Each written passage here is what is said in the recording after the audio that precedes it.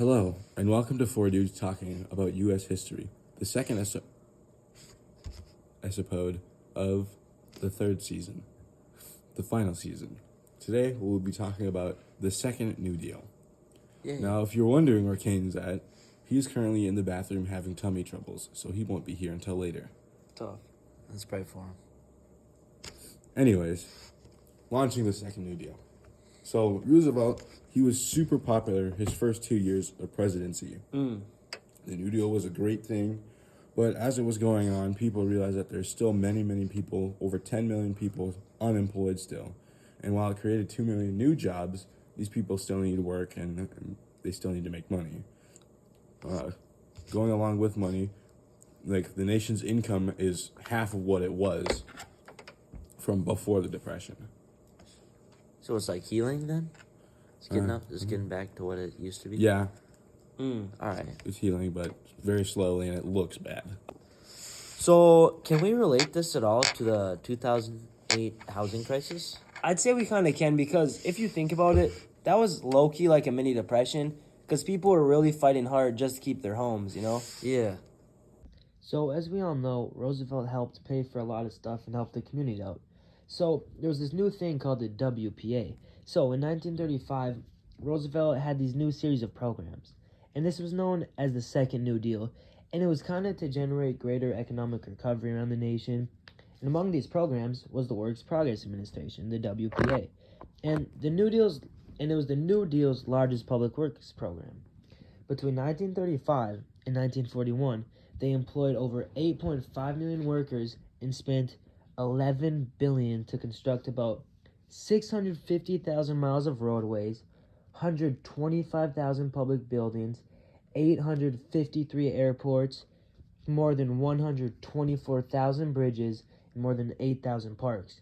And get this, one WPA program called FPNO, Federal Project Number 1, they financed artists, musicians, theaters, people, and writers. So they were more for like the arts and stuff. And these artists created murals and sculptures for public buildings to like show their appreciation. Musicians set up orchestras and smaller musical groups. Playwrights, actors, and directors wrote and staged plays. And writers recorded the stories of those who had once been enslaved and others whose voices had not been heard.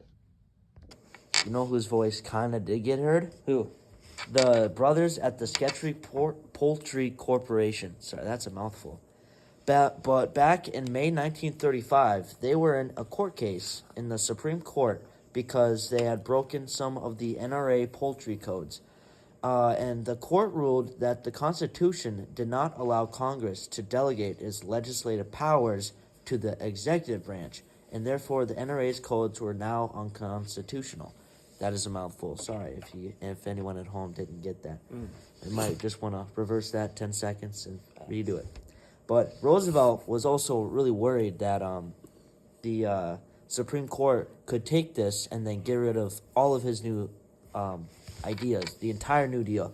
So he knew this, and he decided to hold a new congressional meeting with all the new congressional leaders to the White House conference, and then thundered at them and told them and yelled at them that they could not go home until they passed his bills. Hopefully he meant that figuratively and not literally, because that would be kidnapping, and I really hope he didn't kidnap people. That's true. But that summer, Congress passed all of those, and we're all Gucci family. So, kind of speaking of that, with the reforms for the workers and senior citizens, the Supreme Court struck down the NRA, and it kind of gave the workers at the NIRA the right to organize. So the Democrats knew that they had to win this re-election, right? So they thought, let's go for the working class. They also believed that the unions could help the Depression because, you know, high union wages gave workers more money to spend, which kind of boosted the economy. But the Republicans very much disagreed. They thought higher wages forced companies to charge higher prices and hire fewer people. But despite these concerns, you know, they pushed ahead with the new labor legislation. Wait, what's that? Alfred, what's that? Oh my gosh, I'm sorry, guys. I need to get going. Gotham needs me. Oh, okay, bye, Brody. Next up is the Wagner Act. So in July of 1935, Congress passed the National Labor Relations Act, and it's just another name for the Wagner Act. And so basically, what this did is it set up like a secret election by secret ballot or something like that to decide what workers wanted for like a union, you know.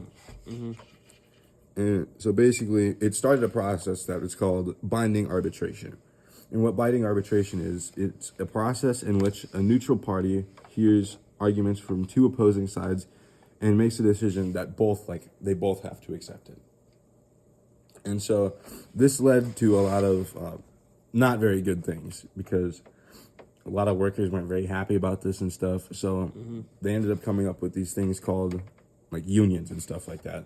And basically what they do is they have these sit down strikes is what they were called, where what they would do is they would not work in a factory, but they'd stay in the factory so that the management can't send more people, like more workers in to replace them.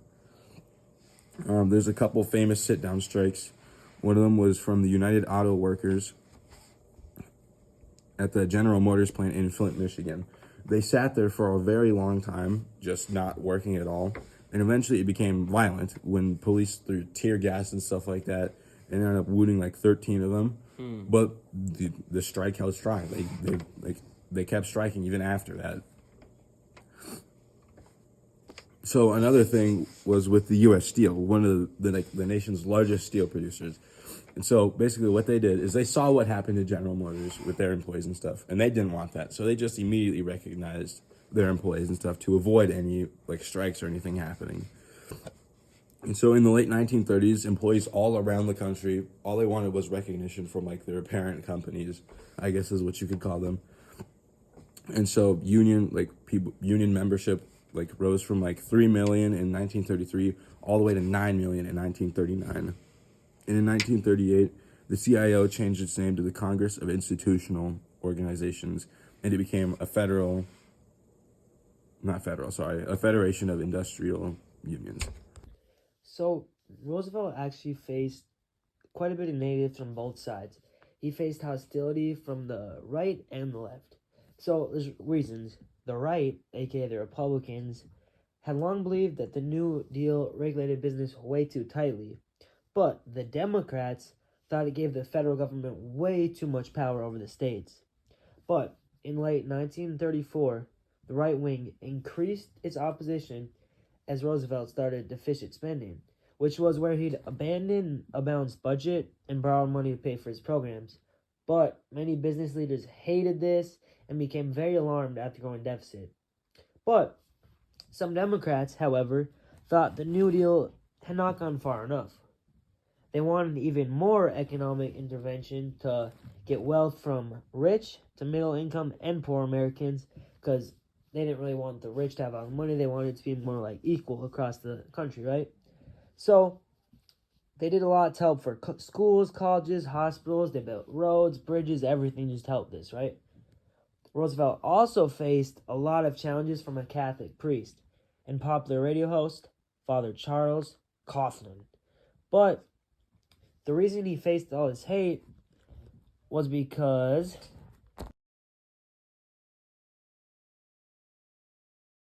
he thought he was inflating the currency and nationalizing the banking system, which wasn't really true, but yeah. Then in 1934, he even organized a group called the National Union for Social Justice, which a lot of Democrats feared would become a new political party, which it really didn't. But another challenge came from a physician out in California. His name was Francis Townsend. He proposed that the federal government would pay citizens over 60 a pension of $200 a month. The people would not have to retire, and they would not have to spend their entire check each month. But as everyone knows, this caused problems, and he thought his plan would increase spending and free up jobs for the unemployed. His proposal attracted millions, a lot of supporters, especially old ones, of course, because it's about retirement. But all in all, it didn't end up working out, and Roosevelt faced the possibility of a coalition that could mess up his re-election. So none of that ended up happening, with the California guy, but yeah. It's been real. It's been fun. It hasn't been real fun.